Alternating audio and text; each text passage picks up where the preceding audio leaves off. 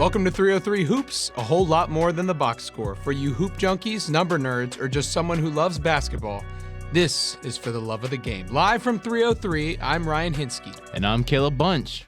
Ryan, we have a lot to discuss today. We do. We have some grievances we got to file. We have some takes that we have to go over. There's a lot to talk about. I'm excited about today. I think today will be a good episode. Not even to like finger point or be like, ha ha, but just revisit some things we've said in the past, right? So not we've said, things I've said. You've said, yeah. I'll concede some a little bit. I made some faults as well. Okay. So, I think that's a great way to acknowledge our faults. And for you all that might be tuning in for this first time, Ryan and I, a huge part of this podcast is owning up our takes. Yeah. We're not one of those people, those pundits out there that just say stuff to say stuff. No, we believe what we say, well, initially, and then we'll revisit. And if we're wrong, we'll admit it. We're wrong. Yeah. It's all right. It's low stakes. There's nothing wrong with accountability. Right. Right? Something we can't be wrong about because music is subjective. Exactly. Is our song of the day. Song of the day. But, we're going to be a little objective here. And I think we have two bangers. Song. Yeah, you saw my song. Yeah. I see your song. Two of the greatest artists of all time. I chose As by Stevie Wonder. Yeah. I heard all 7 beautiful minutes of it today on the bus. Exactly. And, yeah, it just brought me back to, the first time I ever listened to that album in full, which wasn't until college, actually. But it is a project, though. I'm looking at it, that album, and if y'all don't know, Songs in the Key of Life, one of the greatest albums ever, Stevie Wonder. If you haven't listened, you're missing out on, a piece of history, truly. It's an hour and 45 minutes. Yeah. So it's pretty much 2 hours. It's a commitment. It's a commitment. And there's 2 discs, right? So, and it's 21 songs.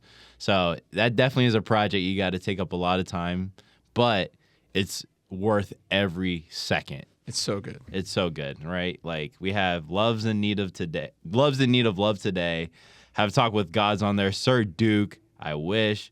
Knocks Me Off My Feet. Isn't She Lovely? And if you don't think you know any of these songs, you do. Yeah. You've heard them somewhere. Whether it's on the radio, your mom singing them, your dad singing them, your cousin singing them, your grandma singing them, commercials, they're everywhere. Yeah. So, yeah, that album is ridiculous. But I like the artist I picked today. He's also one of the GOATs. I have Marvin Gaye, If I Should Die Tonight. The album that's on is not quite as long as or Songs in the Key of Life. That album is one of the few vinyls I have by Marvin Gaye. And I just love it. That's on Let's Get It On, the infamous, song title and album sake. But it's a good album. I think it's around 30 minutes. It's not too long of a project. So if you guys haven't listened to Marvin Gaye, easy place to start. But no particular reason for choosing that song. I just love it. It's not even my favorite cut off the record, but it's not even my favorite album of his. Yeah. What's Going On? What's Going On is mine. The classic. One of the last great Motown records recorded in that studio in Detroit in 71. And I believe he said that when he was writing it, he would tell people at the studio that every word in that album was not him speaking, but it was God himself. Wow. And that's just whatever you believe, you got to get chills thinking about that's first of all, warranted given how great of an artist he is. Yeah. But at that time when he just made music that was so ahead of everyone else. Right. It's just a cool little story from the Motown days. Yeah. That I love. That's beautiful. So yeah. I also have that album on vinyl. That's record. A great one. Beautiful looking album. Yeah. He's sitting on the bench with just looking up at the sky. So beautiful. But enough of that. Great music, but I've been stalling. You've been stalling. You have a take you have to admit I must confess. You must confess. Every Thursday, I Must Confess is a segment where we discuss something that we have done wrong, either on Tuesday or in the past. And we're going back to episode 1 for this one. Early on. If you guys haven't tuned in, you can tune back into episode 1 to hear this egregious take that Ryan has to, repent for. So, Ryan, the floor is all yours, my man. Yeah, so the Clippers have lost 6 in a row. And they're now 3-8. And on our very first episode, I said, I like their defense. I like their experienced lineup. I like all the analytics. I like, I envision looking at this team mid-season and seeing all these great numbers. Quite the opposite. It's time to roll the clip. I have the Clippers at 3. I think they're deep. I like all of their 9-man rotation. I like that they added Brook Lopez. I think that even though they're the UNC squad, I feel like they're going to be healthy enough in the regular season. Even if they load manage some players, I like their depth a lot. So what you just listened to was me. Yes, you heard the clip, and it was wrong. I was wrong. Number 3, really, Ryan? Yeah, number 3 in the world. Right now, they're 120.8 defensive rating, 26th to 30th. This is per Basketball Reference. They're 20th in offensive rating. They're the slowest team in the NBA. Bradley Beal's out for the season. List keeps going. Keep going. So time to lock in Chris Paul. And then, there's still, And who knows what's the deal with Kawhi. What even is Jeff Van Gundy doing on the sideline as the new assistant coach? I'm like, oh my God. I see that guy on TV and I'm like, what? Why? What? Yeah. He went back to coaching. You don't even like modern day basketball. Yeah, literally. In your own words. He just complains about his own player. Like, your own players complain to the refs every time someone complains to the refs. Yeah. And, I will say I still like their 10-man rotation. I'm gonna list their starting lineup in their second squad. Yep. Chris Dunn, James Harden, Kawhi Leonard, Nick Batum, Ivica Zubac. To me, on paper, that's a playoff starting 5. Oh, yeah. I like the balance of offense and defense. I like the experience.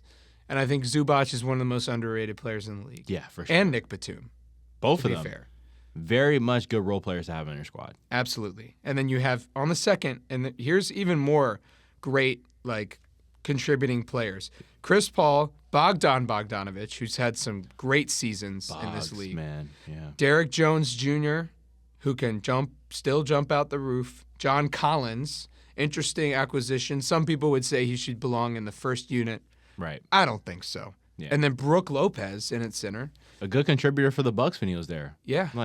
And I wanted to spotlight Chris Dunn a little bit. 31 years old. A few seasons ago, 2020 started a 3-season span where he only played 40 games. He was virtually out of the league. Right. For 3 years, 40 games. Kind of felt like he was just one of those mystical, remember when he was on the Bulls? Because my roommate talks about Chris Dunn on the Bulls. I bought his jersey. He's got this image of Chris Dunn, but it was kind of in the past. Yeah. He's having a great season. No, Career high in field goal percentage. To me, he plays like he's larger than 6'3" now, and he used to not. He's more of an imposing presence. He's always been a great defensive player. Yeah. But he just plays big and strong now, and I really like. He's tied for 4th in the league in steal percentage. I just really like the way he plays as a starting point guard on a team that is defensive forward. Yeah. No, for sure. And even going back to his Providence days, man, he was a dog in the Big East. Mm-hmm. And that kind of translated somewhat to the NBA in terms of defensive presence. But I think a lot of the concerns that analysts had in college were present in the NBA. He had a lot of shooting concerns coming out. He had a hitch in the shot. But he's kind of found his way. He's been a journeyman through some teams, but now playing well for the Clippers, which is one of the few bright spots we've seen this year out of that squad. Few bright spots. And it just feels weird knowing that Ty Lue, I was super high on him as a coach, especially the job he did last year, right? They were a 50-win team last season, and I thought they'll be able to continue that momentum, especially with the acquisitions. I still had them in the playoffs. I'll admit that. I had them as, I think, my 7 on the first pod. But considering what we've seen thus far, those concerns that I had have kind of reared their ugly head. We talked about them being an old team. Yeah. And that's shown not only based off how slow they play, but also injury concerns. Kawhi out for God knows when he's coming back. Mm-hmm. Bradley Beal out for the year, hip surgery. And And then James Harden versus the world, essentially, with good role players, right? But I think in terms of contributions, I don't know if James and them is enough to make the playoffs, especially this year. We've seen how competitive the West has been, right? Where we have teams that are making pushes and advancements that we didn't think. The Suns have a winning record this year, I don't know how that happened. Who knows why that's the case, right? The Spurs, they're a top team in the NBA this year. Mm-hmm. And even other teams like the Trailblazers, we've seen a lot out of them. So I think in today's day and age that we see kind of the transition to younger basketball. And not saying that Chris Paul and other older players like Kawhi and James aren't going to be able to be enough to make the playoffs, right? But I think when you're scrapping for spots in the West, it's difficult to not be a regular season team, which I said originally. And then in hopes of when March rolls around, just start having that momentum. So it's going to be difficult for them.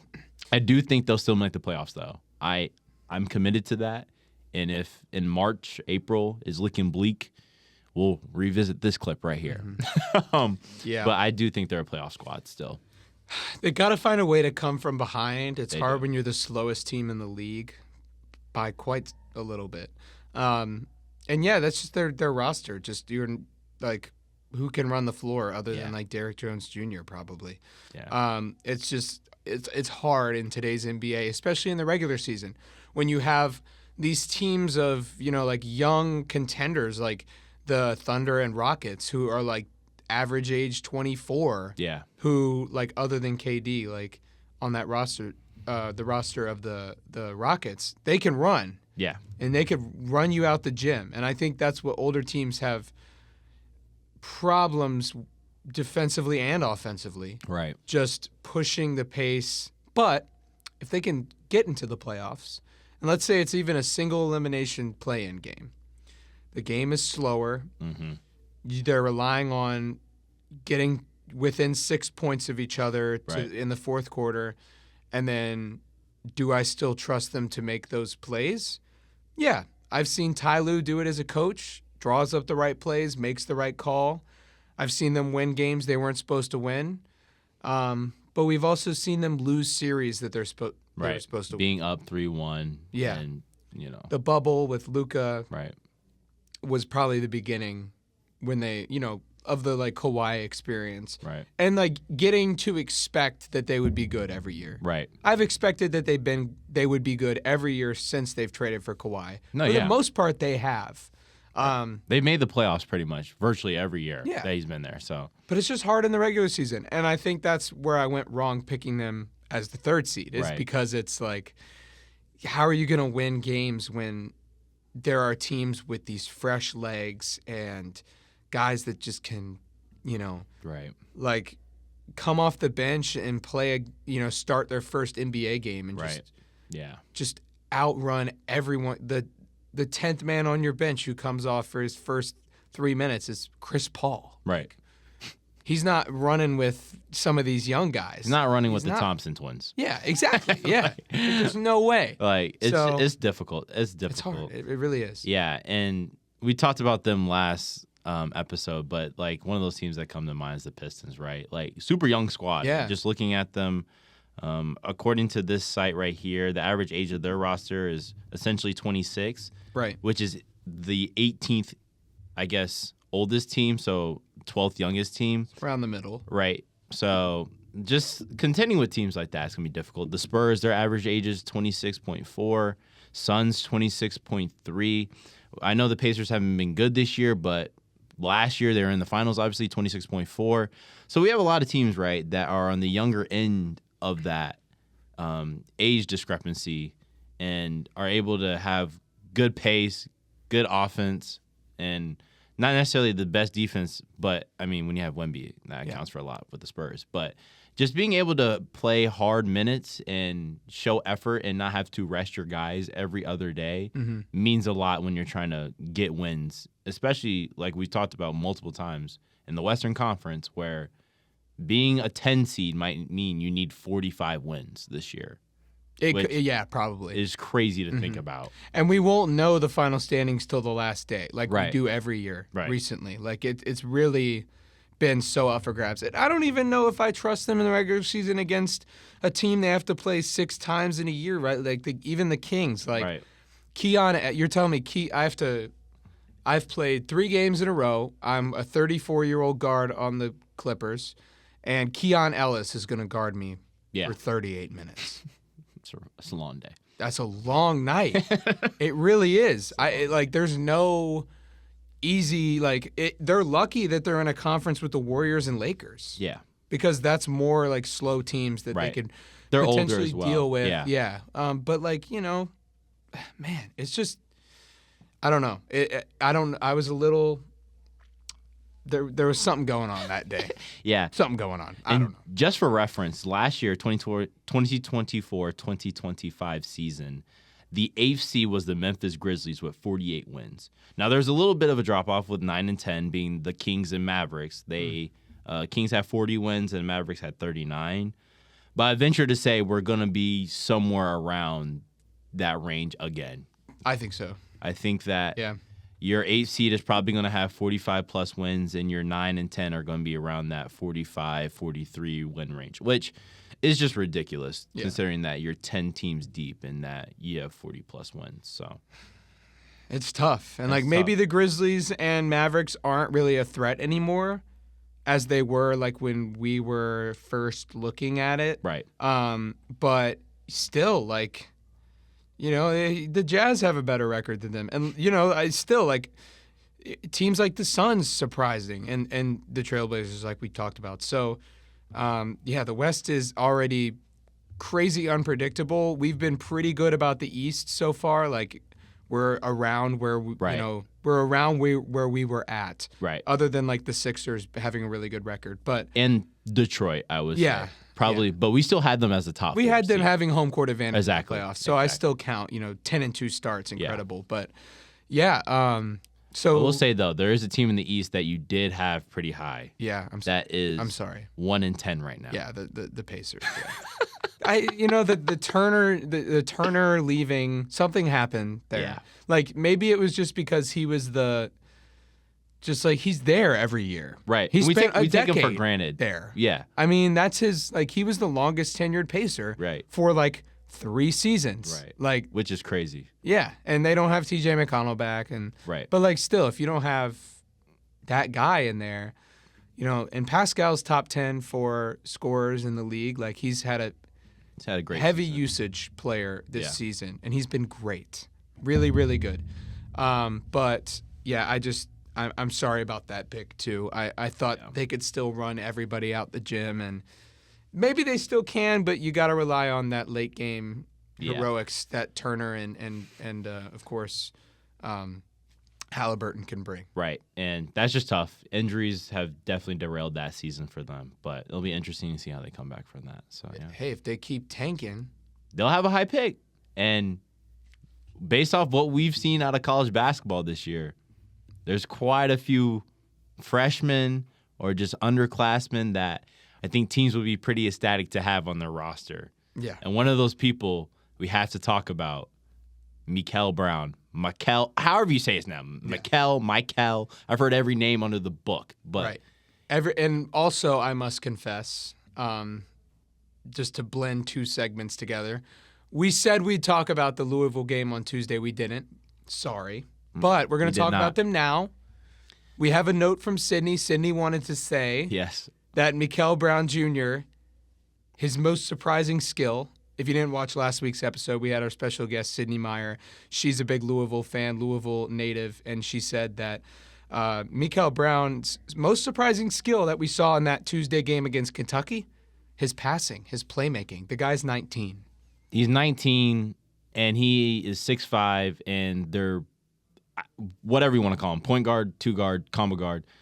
He was dicing that defense up. I was watching that game, and you were watching it too in Spanish. Partially. I was, yeah. Come on, ESPN. Let's help my man out. Let's figure it out a little bit. Yeah, let's figure it out. But I was watching that game, and I was not necessarily surprised because I knew that coming into this year, the way that outlets had him rated, that he was potentially the best guard in college basketball, irrespective of class, age, And he's shown it. And watching that game, I was like, wow, this is confirming everything that was said about him before the season started. And it helps when you have Donovan Mitchell on the sideline watching you play. It's an added bonus of like, hey, Louisville legend here. Let me get going, especially as a younger guard there. But he played fantastic against them. Had 29 points, 5 assists, and only 1 turnover for a freshman, which is probably the biggest woe most of the time. Decision making. Crazy. Yeah. Kentucky, that all the players on Kentucky, even though they're ranked number 9, but every single player that played minutes was probably the best high school player in their state. Yeah. Oh yeah. MIKEL Brown comes in, no college experience, and is dicing them up both in scoring. 29 points in a college game. Are you serious? Yeah, it's ridiculous. There's 40 minutes in a college game. That's ridiculous. So 29 points and only 1 turnover. That's for a 19-year-old. I can't even fathom. Yeah. And we talked about it. The freshman class this year in college basketball is looking monstrous. We talked about Koa Pete. We talked about DeBansta. Yeah. We haven't even talked about Darren Peterson, who... And we haven't really spent a lot of time on DeBansta either. Yeah, we haven't. Yeah. But we haven't talked about Darren Peterson, who, by most accounts, is going to be the number 1 overall pick. Maybe not after this game, but, most outlets had him as number 1 overall pick. We haven't talked about Boozer really that much. Like, this class this year is...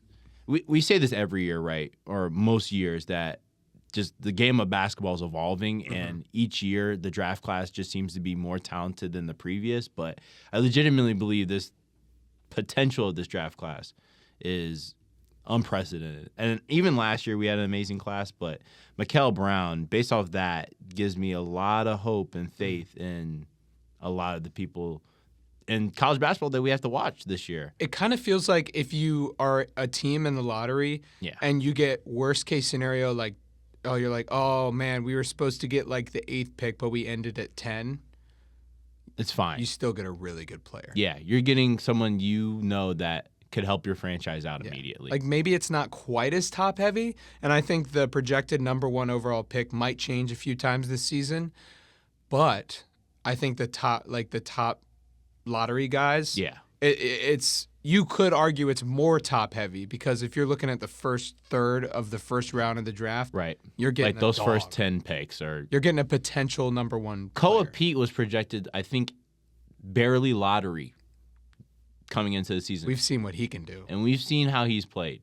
So I think that says all we need to know. And like just further on MIKEL Brown, I was watching some clips, and when he was on that FIBA team, or their U19 team overseas, and it was him, DeBansta was on that team, Koa Pete was on this team, Tyron Stokes, who is the top senior right now in high school, were all on that team together, and MIKEL Brown was the best player on the floor, from what I saw.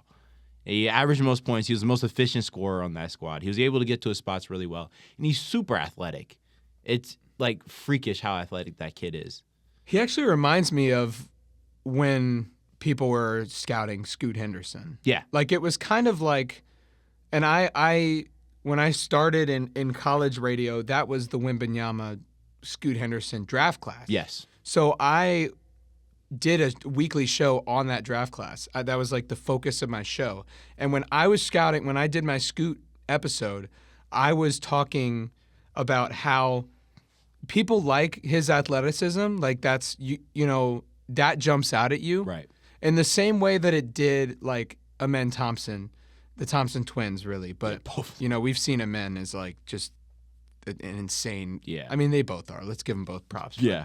But there was something about the way that he just was mature beyond his years. Scoot, and, you're like, talking about. Yeah, Scoot. Yeah. In terms of, like, leading his team, and then, like, even like media stuff. He just very like stoic guy. Like I remember Sports Illustrated did a long form feature on him and his lifestyle. And it was like insane. I'm like, this is an 18-year-old, like 17-year-old, 18-year-old that's doing like the 4 a.m. thing, you know? It's you would never find me doing that. But like then there was the passing, right? And like the physical tools and even the defensive upside. Yeah. He's a 6'5" player. Yeah. And same with MIKEL Brown, right? Yeah. They're both 6'5". I think 6'3", but like really built, like really compact, huge, like a big guy. Yeah.